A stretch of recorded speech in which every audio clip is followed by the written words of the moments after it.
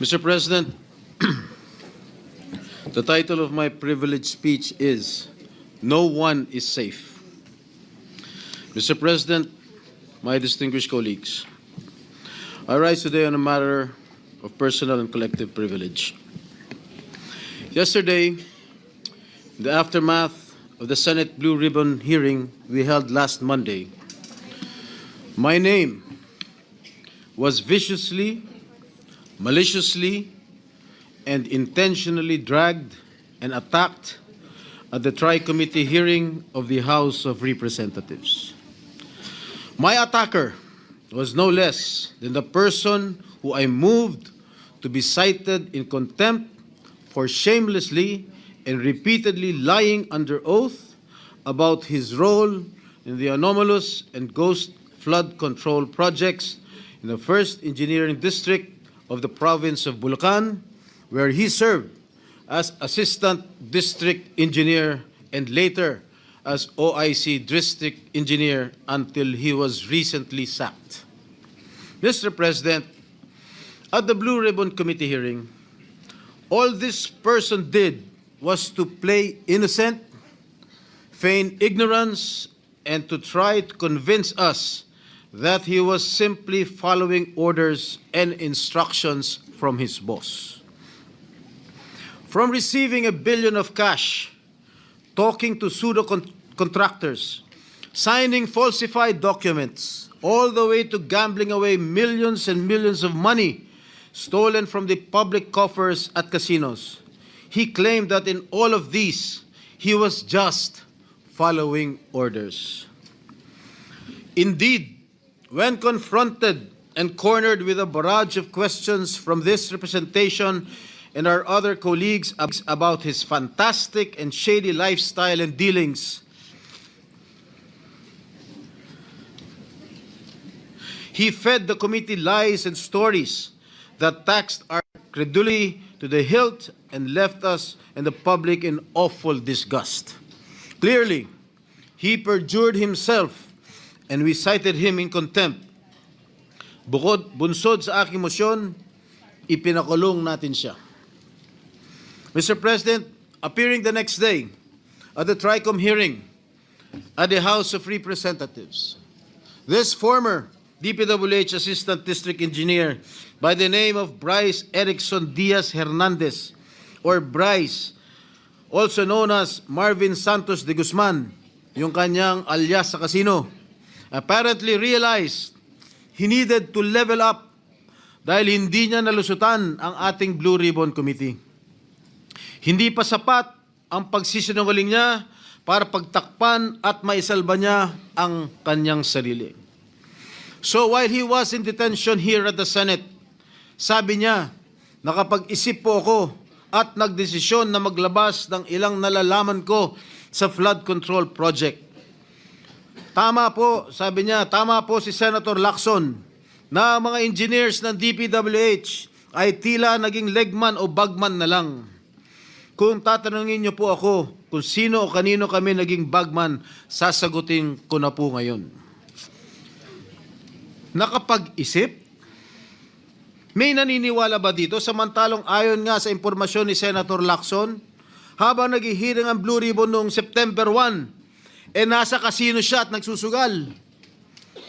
And then, lo and behold, during the TRICOM hearing, he then proceeded to take off from that remark jokingly addressed to me by Senator Marcoleta when Mr. Diskaya said that there were no senators involved.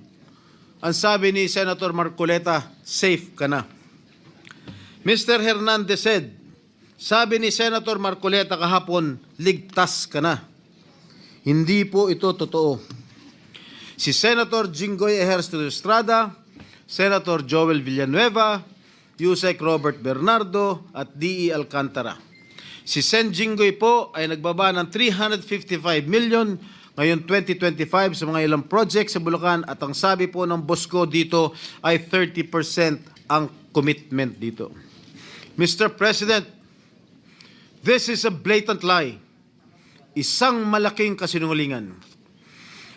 I wish I did not have to borrow your time in this privileged hour to demonstrate how crooked my accuser is.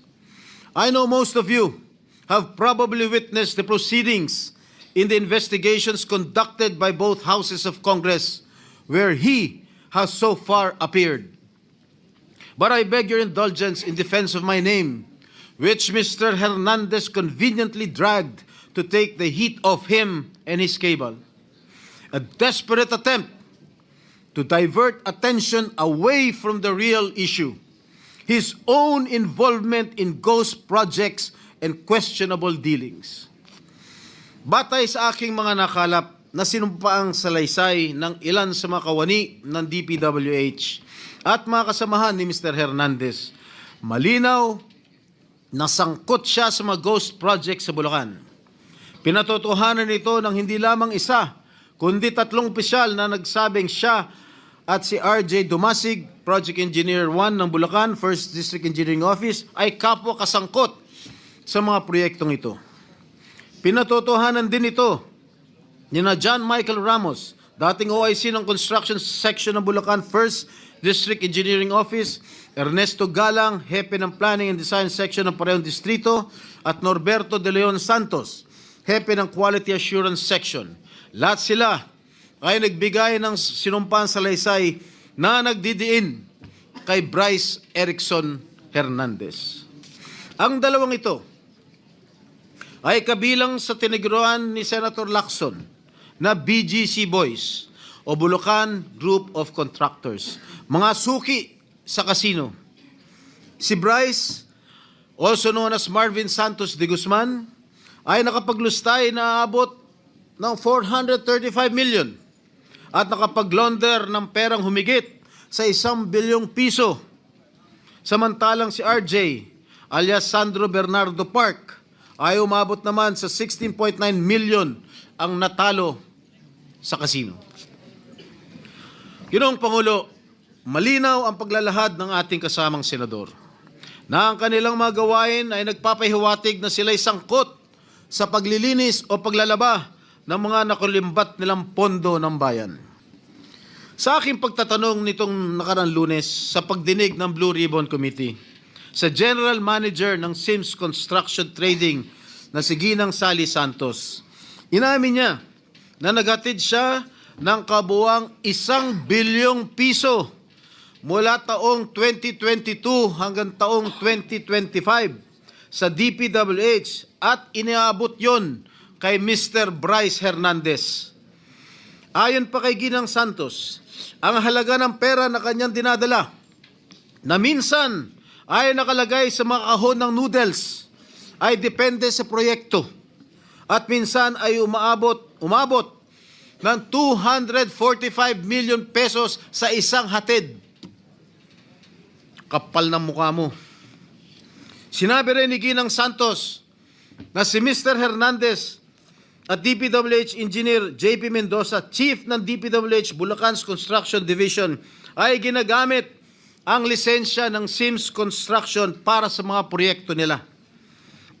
Si Mr. Mendoza, na may alias na PJ Castro Asuncion, na pinangalanan din ni Senate President Pro Tem Lacson, na kabilang sa BGC Boys, ay may kabuuang 418 million na nilustay sa iba't ibang kasino at nakapag-launder ng perang mahigit 280 million pesos. Kung nakakapagpatalo ng 10 milyon si Mr. Hernandez sa kasino, hindi na rin siguro nakapagtataka kung bakit hindi siya nalalayo sa mga diskaya pagdating sa paramihan ng koleksyon ng mga sasakyan. Nauna nang inamin ni Mr. Hernandez na siya at ang kanyang asawa na isang dating rank and file employee ng GSIS ay nagmamayari na mga mamahalang sasakyan gaya ng Dodge Challenger, Toyota Supra at Lamborghini Urus Performante. Hindi ito karaniwang pag-aari ng isang empleyado ng gobyerno. At hindi pa dito nagtatapos ang listahan, Ginoong Pangulo. Nandun sa kanyang garahe, isang Ford Everest, Ford Territory, Toyota Corolla Cross, Suzuki Jimny, Mitsubishi Pajero, Honda Civic Type R Turbo, And add to this his collection of high-end motorcycles, BMW R1250GS, Yamaha T-Max, BMW C400 GT, Ducati X Diavel Nera, Honda Goldwing, Ducati Street Fighter, BMW R1300 GS, Vespa scooter, at yung kanyang asawa, meron 2 Toyota Hilux, 1 Toyota Fortuner, Kia Carnival, BMD X3, Toyota Land Cruiser, Vespa Primavera, Honda, BMW. Mga kaibigan, Ginoong Pangulo, Bryce Hernandez claims these vehicles are part of a buy and sell business run by his sibling. But why are all these vehicles registered under their names? Bakit nakarehistro ang kanilang mga sasakyan sa kanilang mga pangalan kung sinasabi niya buy and sell business itong mga ginagawa nila? Gago. Magkano ba ang sahod ni Hernandez? Sapat ba ang kanyang kita o ng kanyang asawa para magkaroon ng ganitong karangyaan? Mr. President, ginagamit bilang umano'y ebidensya laban sa akin ang mga larawang kuha sa iba't ibang okasyon gaya ng birthday party. Makailang beses ko man na nakaduupang palad si DE, District Engineer Henry Alcantara, kaya ko humarap sa kahit sino at sabihin na hindi ko siya personal na kilala. Mismo ang Pangulong Marcos na nga nagsabi na mga larawan natin ng mga opisyal o public figures ay hindi sapat na batayan para patunayan at masabing talagang kilala natin ang mga nakakasalamuhan natin. To quote President Marcos, alaman naman ninyo, ini-name drop lahat. Magpapakuha lang ng picture tapos sasabihin, o tingnan mo, malapit kami. Sa isang araw, 1,000 yung nagpapapicture sa akin eh. So lahat ng 1,000 na yan, malapit na ba sa akin? People have to be more careful at huwag sila masyadong gullible. Yan po ang sinabi ng ating mahal na Pangulo. Tungkol naman sinasabi niya, hinggil sa isang nagngangalang Beng Ramos na nagpakilala daw ng miyembro ng aking staff sa Senado. Malinaw na ipinakita niyang text exchanges sa kanyang cellphone na nangyari ang kanilang pag-uusap tungkol umano sa isang pagdideliver ng pera noong December 22, 2022. Mr. President, 6 na buwan pa lang ako mula nung mahalal muli sa Senado. Wala akong kinalaman or anuman partisipasyon sa budget deliberations para sa 2022 budget. Mag-iimbento ka lang, sablay pa. Mr. President, there is no one among my staff named Beng Ramos. Wala akong staff o consultant na Beng Ramos. No such person has ever been employed, much less authorized to use my name or act on my behalf. Mr. President, let me just share that even before the resumption of the 3rd hearing of the Blue Ribbon Committee last Monday, I already received warnings from various quarters. I was told that if I continue to actively participate in the investigation on ghost flood control projects, I will become an easy target. An easy target, they say, because of accusations hurled against me in the past relating to the PDAF issue. Mr. President, I told these people, warning me, and as I have stated at the start of the Senate investigation into these public works anomalies, hinarap ko po sa hukuman lahat ng kasong inihain laban sa akin. Hindi lang ako sumuko ng kusa nung ako'y pinaratangan at ikinulong. Ako po'y nakipaglaban ng patas sa proseso ng batas at hustisya at naghintay ng matagal na panahon sa pagdating ng hatol sa mga kasong ito. Hindi po ako nawala. Hindi po ako nagtago. Hindi po ako tumakas o nagbintang ng mga taong walang kinalaman sa mga akusasyon laban sa akin. At great cost to my family, my freedom, and my political career, I have acquitted myself of the grave charge of plunder before the bar of justice and the legal system we are all sworn to uphold.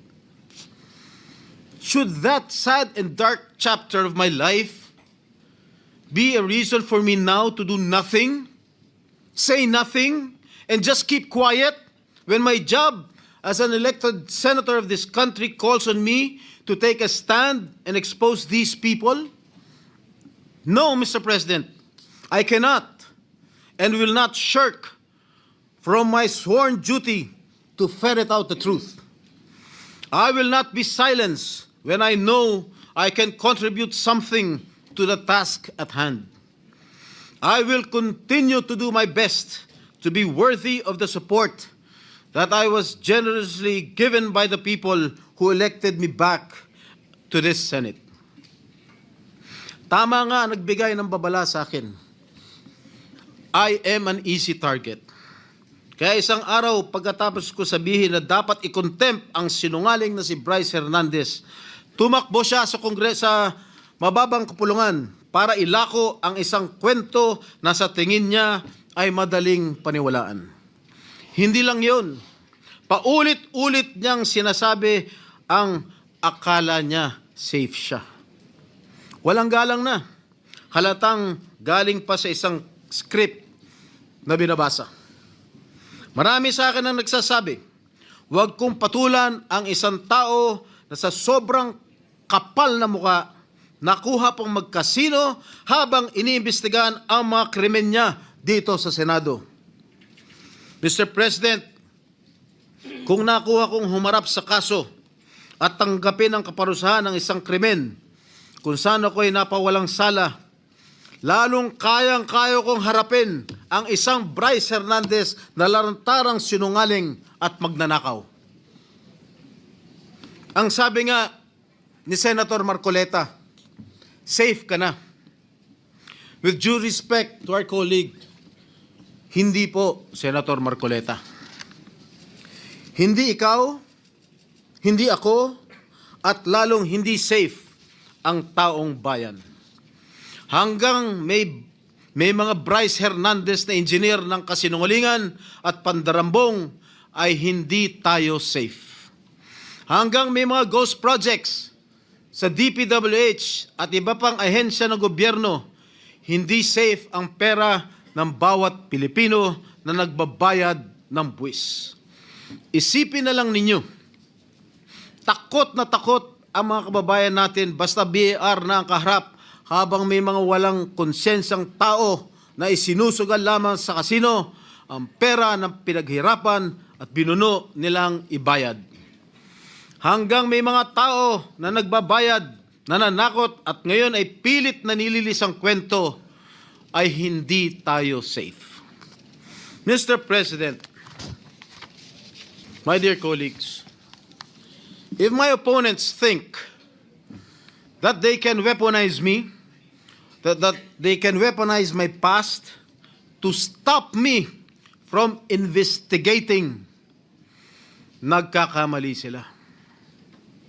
If my critics think that funding a social media campaign against me will prevent me from going after liars, thieves, and crooks, hindi nila ako kilala. I have been bashed and now targeted for the way I go after lying witnesses. Totoo, brusko ako magtanong at minsan ay naninigaw pa. But I make no apologies. Subukan ninyong humarap sa mga taong sinungaling at mayabang pa. Mga witness na halatang halata na niloloko ka. Mga opisyal na gobyerno na nagmamalinis at nagtuturoan. Tingnan natin kung hindi kayo magalit. Mr. President, my brother, Senator J.V. Ejercito, is known as the good one. Okay lang po yan, dahil kapatid ko naman siya. But let me be known as the other strada who went after the bad ones. I will expose and relentlessly pursue the bad ones regardless of the risk and notwithstanding the cost. Hindi ako natatakot at lalong hindi ko papayagan na gamitin ng masasamang tao ang nakaraan ko para lamang patahimikin ako. I have been jailed. I have been vilified, crucified, and publicly humiliated. But I will never allow the likes of Bryce Fernandez to turn the tables on me. Kayo ang nasasakdal sa mata ng taong bayan, hindi ako. Mr. President, I vow never to let the masterminds and engineers of this massive defrauding of the Filipino people to silence me. Hindi pa ako tapos at lalong hindi ko kayo uurungan. Ginoong Pangulo, maraming salamat po